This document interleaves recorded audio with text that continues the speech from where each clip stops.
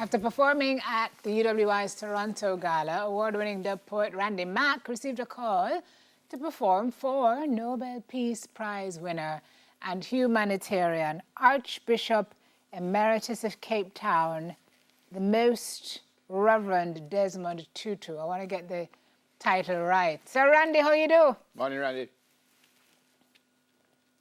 Oh, Can you hear me? Seems like he froze on us there. Did you freeze, Randy? All All right. We'll try to sort that out. Okay, so Randy apparently did his presentation at that gala. Someone who was planning the celebrations for Bishop heard him. Randy, can you hear me now? Yes, man, I can hear you now. Okay, I don't know right, like why fantastic. he was ignoring us or anything like that. But so you did this presentation. Somebody heard the presentation and said, "Oh gosh, this would be great at the celebration for the Archbishop," which was streamed ahead of the celebrations. Wait, or the 26th was the gala. Yeah, Give me the yeah. running order. Yes, let me give you the Yes. full scenario. So I was actually approached by a South African who lives and operates in Canada. Canada. Carol Adrians is her name. Right. So she's worked extensively with Archbishop Desmond Tutu. I did a poem for a gala, a UA Toronto gala earlier this year. She was a part of that process. And when she saw what I did for that event, I suppose she loved it so much. And she knew that Desmond Tutu's 90th birthday was coming up. And she said, hey, she contacted me after that event, after seeing that production, and said, hey, this is coming up and you have to do something to mark this occasion for Desmond Tutu. What's the cost? Are you available? Are you willing? And I said, of course. Maybe not. Of course. Of course. And so what happened after that? And how does one sit to write a tribute for Desmond Tutu? Like, where do you pull that from, Randy? No pressure, right? No pressure. I tell you, no pressure at all. So I was given. We agreed from a few months out, and I didn't write that piece until about a week or two before the 26th, the event on the 26th. It just wasn't coming together. It felt as if the occasion was overwhelming me a little. But just the creative process, a piece like this, a lot of research has to be done to gather information, to delve into who this man is. He has a tremendous legacy. Anti-apartheid was a big part of his mission. So it was rough initially, but thankfully all the pieces came together. Ran the ideas with my wife, and she gave some feedback as well. And then it just started to flow. I started getting into the zone, and the piece just came together nicely. And so I'm grateful for this God-given talent as well, that, sometimes we work better under pressure, it seems. Yes. And, happy that the pressure never busts the pipe.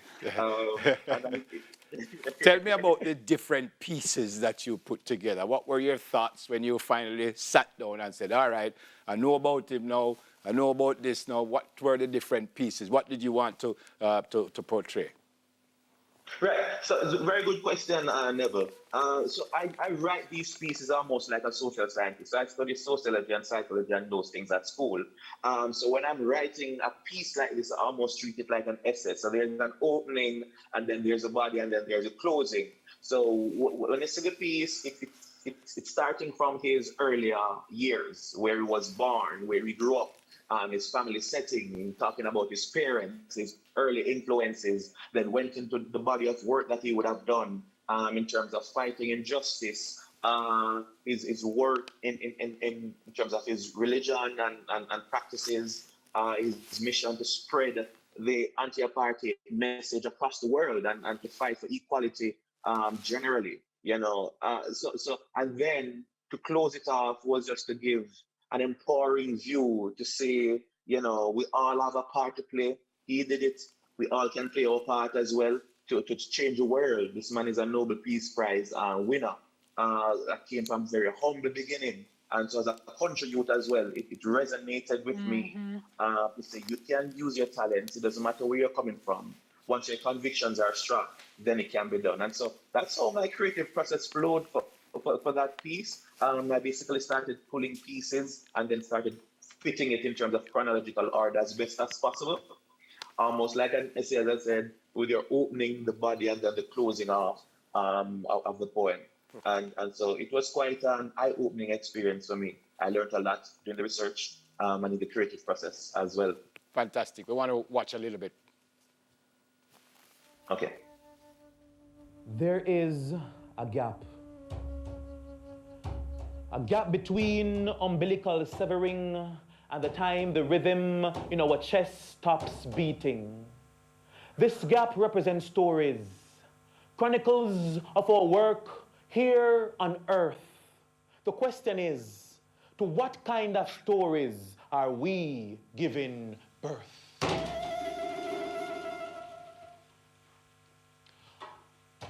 Wednesday, October 7, 1931, Klerksdorp, Transvaal, South Africa. Aletta and Zachariah gave birth to a son, one destined to shine as bright as the sun. He knew struggles, sold peanuts to help his family. He did his schoolwork by candlelight, survived TB, the boy had to fight. Like his father, he became a teacher.